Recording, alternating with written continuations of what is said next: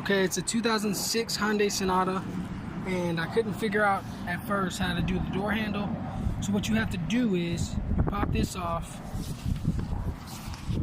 You'll pop this screwdriver, slide that off.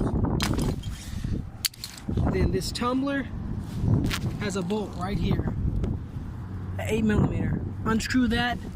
Make sure you don't drop the bolts inside. Use a magnetic socket. Pop this off, and then you'll just put the door handle in there, and then just slide it in place, and it'll work just fine. It literally takes 5 minutes to do, but it's that easy. It's a 2006 Hyundai Sonata.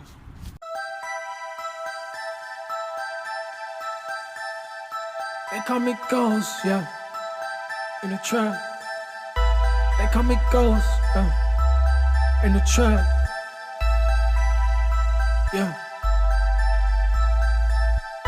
They call me